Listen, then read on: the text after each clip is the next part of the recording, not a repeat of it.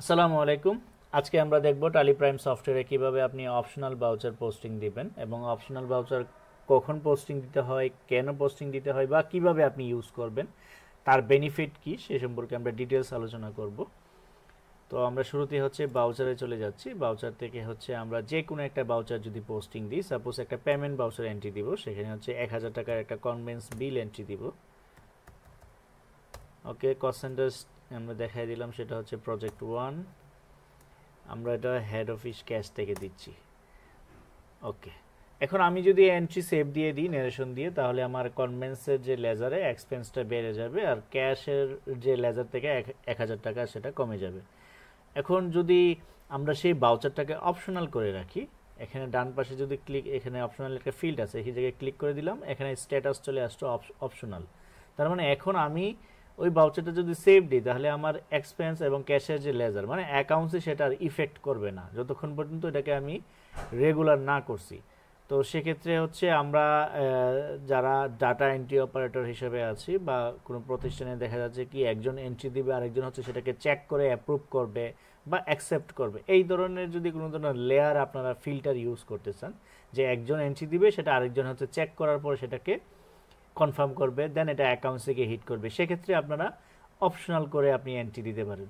দেন আমি বাউচারটা এন্ট্রি দেওয়ার পরে এন্টার দিয়ে সেভ দিয়ে দিলাম। এখন সেই বাউচার যে আমি এন্ট্রি দিলাম সেটা আমার অ্যাকাউন্টস বা ইনভেন্টরিতে হিট করে নাই। এখন যিনি আমার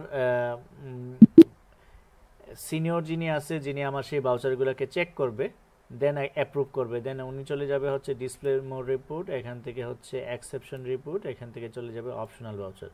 তাহলে কতগুলো অপশনাল বাউচার আপনি এন্ট্রি দিয়ে রাখছেন বা আপনি যত বাউচার এন্ট্রি দিবেন সবই অপশনাল হিসেবে জমা হবে, সেটা ডিফল্ট সিস্টেমেও সেট করা যায়।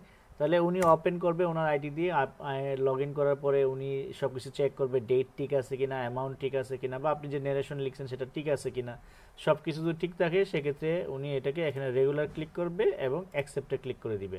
তখন সাথে সাথে এটা অ্যাকাউন্টস থেকে হিট করবে এবং যে লেজারটা যে জায়গায় গিয়ে হিট করা প্রয়োজন, লিঙ্ক করা প্রয়োজন, সেটা অটোমেটিকলি ওই জায়গায় গিয়ে লিঙ্ক করে যাবে।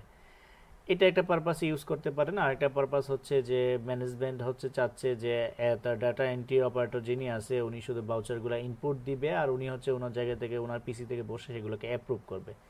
সেক্ষেত্রে একটা সিস্টেম করা যায়, সেটা হচ্ছে আমরা যদি অল্টার থেকে হচ্ছে বাউচার টাইপে যাই, এখান থেকে যদি যে কোনো একটা বাউচার টাইপকে যদি আমি ওপেন করি, সাপোজ হচ্ছে পেমেন্ট বাউচার, এখান থেকে আমরা যদি একটা অপশন এনাবল করে দিই, make this voucher type as optional by default, এটা যদি আমরা ইয়েস করে দিই এবং অ্যাকসেপ্টে ক্লিক করে সেভ দিয়ে দিই, এখন যত ইউজার যারাই আছে যত বাউচার পেমেন্ট বাউচার ইনপুট দিবে এটা অটোমেটিকলি একটা অপশনাল হিসাবে সেভ হয়ে যাবে। মানে এটা বাউচার সেভ হবে কিন্তু এটা অ্যাকাউন্ট ইনভেন্টরি কোথাও এলোকেট করবে না, হিট করবে না। আমরা যদি একটা বাউচার আর একটা পোস্টিং দিই, এন্টারটেনমেন্ট 500 প্রজেক্ট 1 ক্যাশ ফ্যাক্টরি বা হেড অফিস থেকে, ওকে, নারেশন দিয়ে আমরা সেভ দিয়ে দিলাম।